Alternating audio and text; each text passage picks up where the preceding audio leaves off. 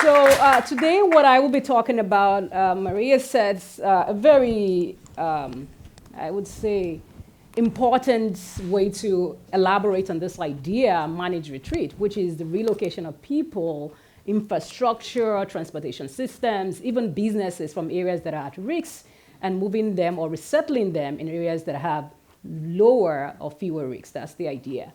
But as this type of adaptation, so to speak, has been implemented, we also know it's got a lot of challenges and baggages, and people reject this for many reasons that are valid. Some of which is because some of the relocation tends to facilitate wealthier people to be in areas that are safer, and then marginalize people who are already low income and poorer communities. We also notice the retreat has this other baggage, which is the colonial side of it, right? The word relocation and resettlement, indigenous people have gone through it. And also everyday people in the 1800s have been relocated from their countries and sent to other places. And also during the neoliberal era as well, we've seen projects that has been done by World Bank, whether it's dam projects, construction of dams, or construction of other types of buildings where people have been forced to relocate. And so because of that baggage, people tend to resist relocation, which is valid. But besides that, it's also because people have attachment to place. They have social networks they don't want to break. And so my goal today, and in some of the work that I've been doing, is to understand how can we make sure that retreat is part of the solution rather than a problem as well. And secondly, how do we ensure that if and when people choose to relocate, how do we do it in a way that is equitable and just? And the third component, which I'll be sharing with you, what are some of the nuggets of wisdom that we can share with policymakers, with other researchers, with planners, adaptation planners, resilience planners as well, such that the relocation process would really be successful for people. So those are the three elements I'll be talking about today. And I also just want to let people know, I myself have had to relocate multiple times. I grew up in Lagos. Lagos is a city that gets flooded, and I lived in a place called Ijesha-Tedo. And in that area, we get often flooded. So retreat issue or relocation issue is not something distant that is just a research. It is an embodied experience for me. And this is why this types of issue, I feel very privileged to even share what might be successful.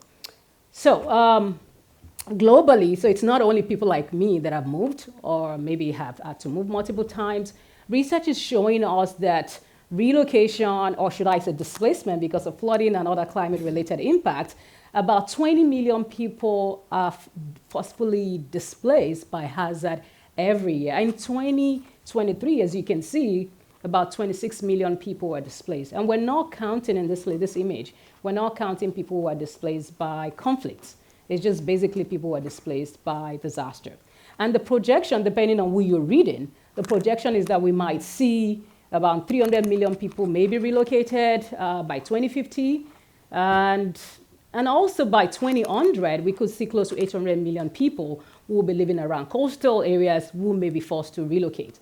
So this is something that it's not only happening now, it's also an issue for the future. We have to think about how to handle this successfully for people.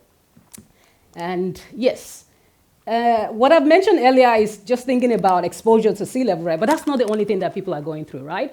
There are coastal cities where you're experiencing storm surges from the ocean. You also have issues with erosion, which we have in Lagos, where I come from. And same thing, I work in Manila, there's also that issue. Then you have pluvial flooding, which is heavy rain that could also happen. And then you have the intersections of all of these three things, including land subsidence happening. And these are usually places where you have, some of the wealthiest people, but also expensive infrastructure that are there. How do we ensure that in thinking about this cascading and compounding impact, how do we relocate each of these components, particularly people, in a way that is truly going to be successful for people? That's what we're thinking about. And this image could easily be Lagos, it could easily be Manila, it could easily be also Florida. So these are real issues that people are going through. And in terms of the solution spaces, there are multiple solutions that we can think about. This is a diagram from my colleagues. And some of you were in the retreat session earlier today. So we can have resist rather, where people are resisting and building resilience infrastructure, dikes and levees, maybe put in place, like we've seen in places like Tokyo as well. But you could also have people accommodate, sort of living with water. And what I'm going to be talking about, avoid, not do much. What I'm going to be talking about, and I also work on floating cities, and she mentioned, but today we're thinking of how do we retreat and make sure that it's successful. So that's the goal. How do we do that in a way that matters for people? And so we've looked at a couple of cases around the world to understand who is retreating, where is retreat happening, and in what ways is it successful and successful whom. So we try to look at success from the perspective of the people who are relocated themselves, not the perspective of the government or the researchers doing this work, but the people who had to move from one point to the other. And in doing this work, we found that there are different types of retreats. And so not all retreat actually generate benefit for people. Well, one of the few things I just want to mention, there are cases where the relocation happened. Number one, the process was violent. People were given maybe 7 days to move. And also, there was no support for the relocation. And then people were moved to, sometimes they had to move to another informal settlement, which is also called slums. And other times they went back to the places where they were forced to move. So there were several examples of unsuccessful retreats. This was happening in Lagos, also in China. We also have examples in Manila as well, where the relocation was not successful. But for today, we're focusing on the successful dimensions of relocation.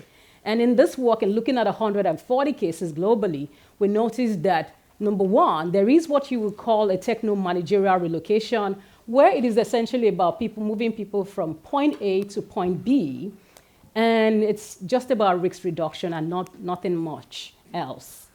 And this example, for some of you, you may know about the Sri Lankan tsunami that occurred in 2004, where people had to move in Sri Lanka as well as and in India as well. And that relocation, because they needed to move a lot of people very quickly, that relocation is an example of a techno-managerial relocation. And there are relocations that is eco-restorative, where you either buy out people or you give them resources to relocate, and then you restore the land that they've left. There are also examples where it's compensatory, and the compensatory one are essentially just buyout, give people the market value for their current home, and you encourage them to move, and then they move to new places. So that's very common in the US and also in Europe as well. And there are examples that are reformative, where it's usually not about giving people money, but it's about working with communities to build houses in an area that is safer, but also ensuring that these communities have access to livelihood, so jobs in those new areas, schools, resources that they need to thrive. However, it doesn't change the power dynamics between people and the government per se. So that's why we labeled it as reformative, because it doesn't really transform the system. It's still operating within an existing system, but still has a benefit for people. And there is the transformative one, where you really see people really, not just the movement of people, but they also engage in the governance of the new homes that they get. They work together with the government to actually build those new homes. And then those projects also focused on mitigation aspects, not just adaptation. And usually you would have opportunity for capacity building for people as well, and land tenure. So I'll go through this very quickly. This is just an example of a techno-managerial case, which is not the best. And many of you know about the Rohingya people. So these are people who are considered stateless people. And they, at the time, before the relocation happened, they were living in Myanmar. And in Myanmar, they had a lot of political repression from the government of Myanmar, and they decided to migrate from Myanmar to Bangladesh. So they ended up in Cox's Bazar, which is a refugee camp in Bangladesh. And in this condition in which they were living, refugee camps, as some of you may know, also experiences climate change impact. So a lot of flooding was going on there, and just the living condition was not that tenable for people. So the government of Bangladesh decided they had to relocate people from that refugee camp and then move them to an island which is called Bhasan Char. And this island is off the coast of Bangladesh, but it's also a place that is determined will go underwater in 30 years. And yet they invested a lot of money into this home, into constructing this house, and this is what it looks like. It has solar panel. The structures are, you would say, relatively decent for people, but most of the people, more than 10,000 people, were moved gradually. So I think close to maybe 50,000 or more might be there right now, and people just didn't want to stay here because, number one, they weren't fully consulted whether or not they should move here. Number two, this place, they can't really just go back, whether to Basancha, or even if they decided they wanted to go back to Myanmar, they couldn't do it. So it's severe the ties that they have to people that they've known, and it feels like they're trapped. So these types of relocation, we call it techno-managerial because it doesn't really change the kinds or really help people the way, in a meaningful way that people would like. So this is one example. And then I'll move on to times of the other examples that we looked at, were the ones listed there. But the key thing to note here, we also looked at issues around justice issue. So the first one doesn't really address any justice issue, the techno-managerial example I showed you. But in this case, we looked at why or what are the factors that actually shape the reason why people live in particular areas in the first place. So what are the historical factors? And so projects that are leading to relocation, particularly transformation, reformation, compensatory projects, we looked at whether or not they also consider recognition justice and try to address that in relocation process. We looked at whether or not they address issues of social justice, where it's about redistributing resources. It could be house, it could be other things. We also looked at whether the relocation address issues around environmental justice, both in terms of procedural aspects of relocation process where people are consulted, but also in terms of ensuring that people are not exposed to these amenities while providing them better amenities in the new area. We also looked at issues around ecological justice, if the relocation centered revitalization and restoration and regeneration of the land in which people are living. And then we also looked at restorative justice, whether the relocation also allowed for restoring trust and rebuilding relationship within people, but also with the government. And lastly, intergenerational justice, where people, when they move, will that relocation, the next generation of people, the younger people, will they be willing to stay in the new place? And we found that only the transformative example actually was successful in this sense. Not that they had all of this 100%, it's just that to some degree you see elements of these justice approaches in each of these sections in the transformative example, and I'll quickly show you what those are. Then for the reformative one, it addressed intergenerational, recognition, social justice, and environmental justice issue. The compensatory, basically it's buyouts. You get money, so it gives you access to be able to have a home. And then restoration often happens sometimes in some of the cases of the compensatory one. And then the ecological restorative project also focused on intergenerational justice and ecological justice. As I mentioned, the techno-managerial, there wasn't really any justice dimension as part of it. So moving on, we asked question, does decision-making matter for success? The majority of the cases that I showed you in the global map, most of them were techno-managerial, and many of them were top-down decision that was made by agencies or by the government, telling people you have to move because of a certain disaster. And the successful one, if you look at the spectrum here, was very few. Just about 2 cases really met this criteria for transformative justice, one being in Puerto Rico, the other being in Fiji. And decision-making was collaborative, and the other one was polycentric, where you have multi-level governments making the decisions and working with communities. And then for the reformation one, you can see there were some that are collaborative, some that are polycentric governance. And this is a case in Rwanda.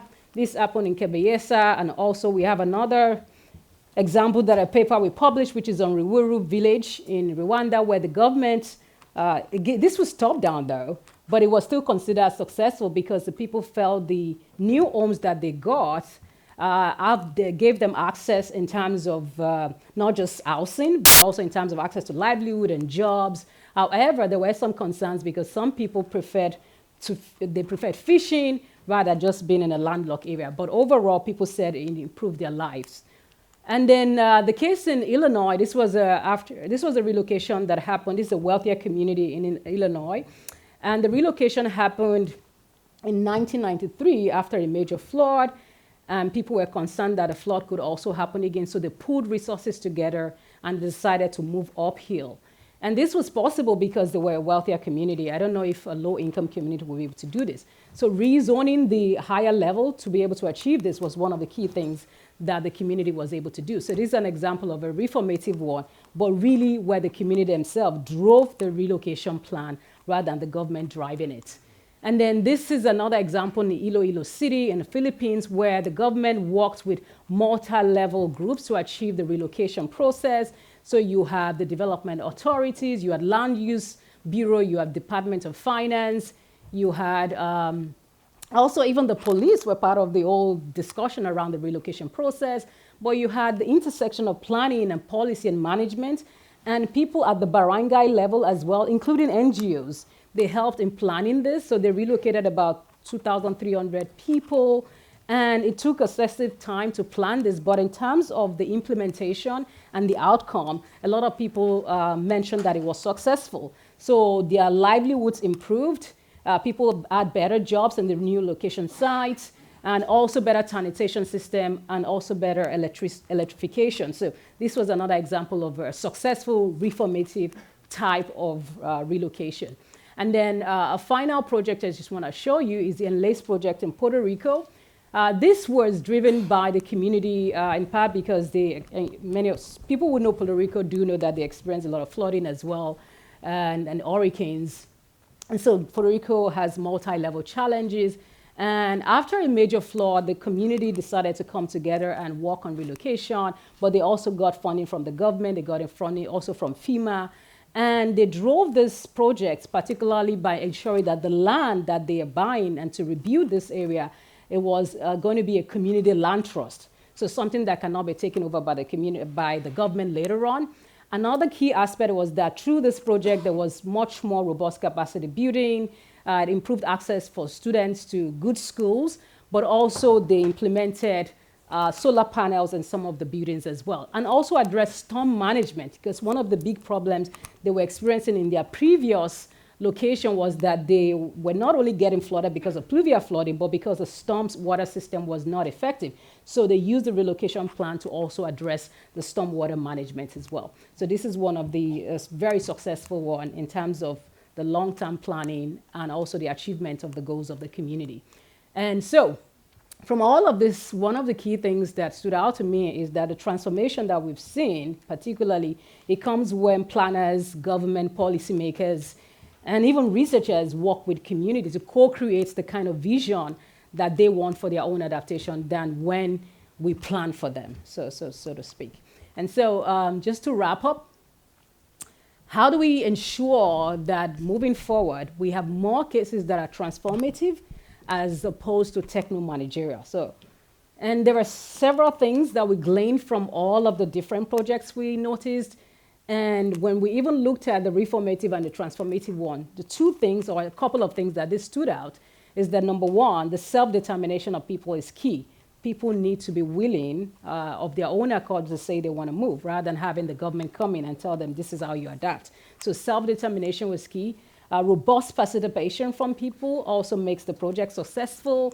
A robust planning as well, when you have multi-level governments working with people simultaneously. And these types of projects do take several years. Like the Fiji one, I think it took about 15 years to complete the implementation. And then funding. So there's funding that comes from the government, from the state, from the federal government to make sure these types of projects are successful. And in the case of Fiji, which I didn't show you, but happy to talk about it, people also put in their own labor. Even when communities don't have financial resources to put towards the project, they did put in labor time to build the kinds of housing they want. So funding matters, but also people putting in their own efforts matter.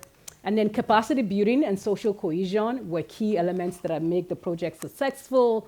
Acceptance of trade-off. So there is no particular place that I know on Earth that is not affected by climate change. So even when people are trying to protect themselves from flooding, they may be exposed to landslide or wildfire in a new location.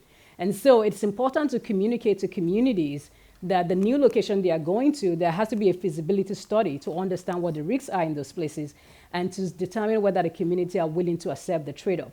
In the case of Fiji, the place where people moved to, which was a higher land, that place had problems with landslide. And so that was something the community knew before they moved there, and they implemented risk mitigation measures so they could live in those new places. So that's acceptance of trade-off is key. Land rights and tenureship is also crucial so that community can feel a sense of ownership in the new location. Risk mitigation will always be important. No matter where we go, there's always going to be some risk, so we need to implement risk mitigation measures. Cultural and social network is really what makes people stay. It's not so much about the glittering buildings, which is fine, but building those ties and the culture that people believe that they own and making sure that can flourish remains important. And just lastly, livelihoods is the key. One of the key things that make any relocation successful is people having those jobs, having opportunities to thrive, having the wraparound programs they need, which are social services that can make them thrive in the new location. So these are the key elements we've learned, and I will end here. So thank you all for listening. Thank you, Jola. Thank you.